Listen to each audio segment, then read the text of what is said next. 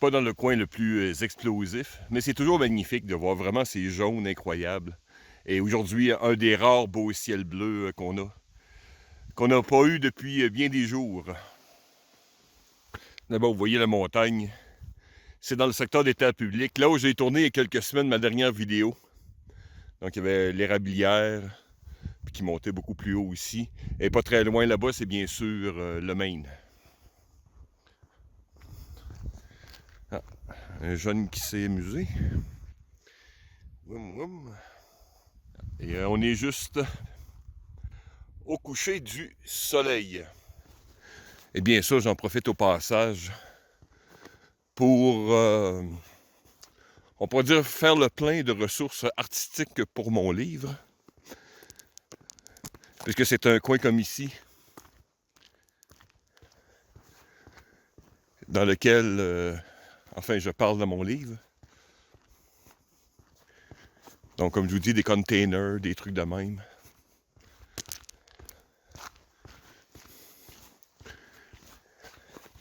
Sentir évidemment l'état général de l'endroit. Et le mois d'octobre, ici au Québec, c'est parfait. Parce qu'après ça, on peut, quand on écrit, on va pouvoir mieux décrire, comprenez-vous, comment que la température, par exemple, le froid sur nos doigts, bon, des trucs de même. Enfin bref.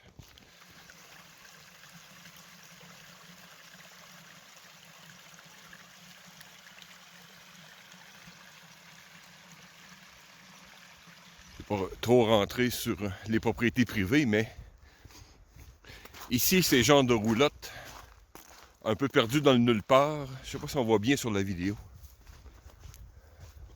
C'est assez fréquent.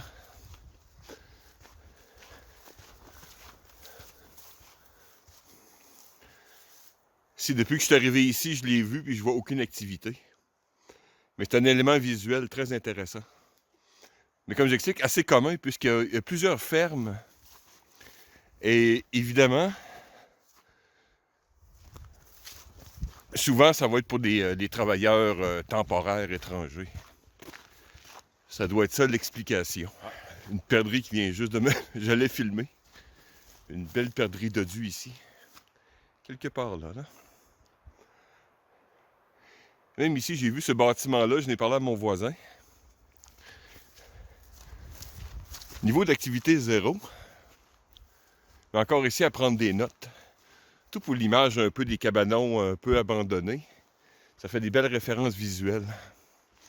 Et bien sûr, nous arrivons lentement et sûrement au pont.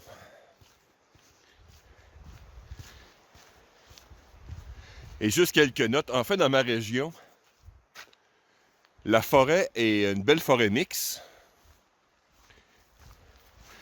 Mais j'ai été me promener même sur mes propres terrains et autres.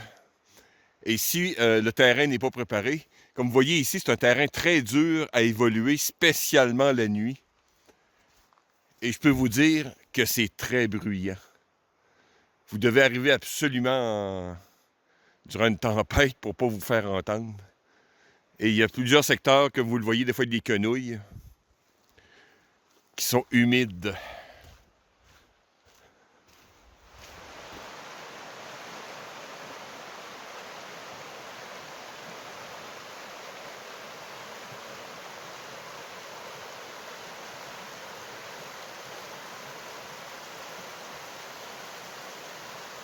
Bon, eh bien, retournons à la base. Donc, la distance couverte est 3,3 km à pied. J'ai des grandes jambes, généralement ma vitesse léger, comme c'est le cas actuellement, est 5,5 km/h dans mon cas.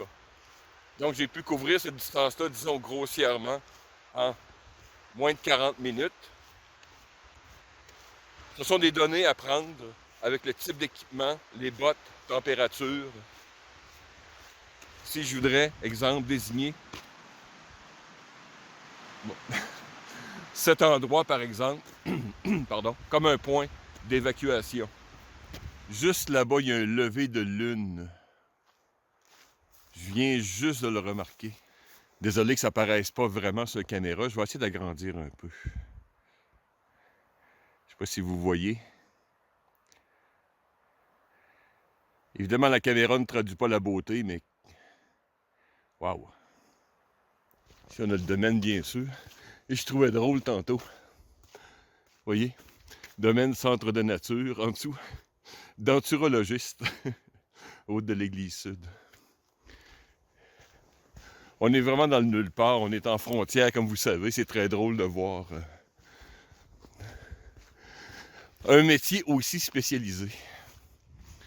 The road is long.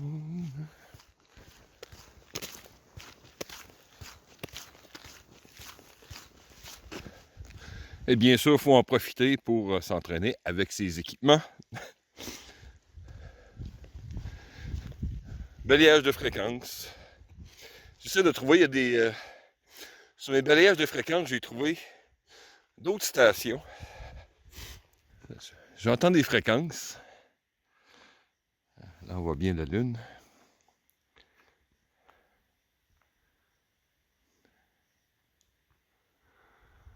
Tranquille, paisible.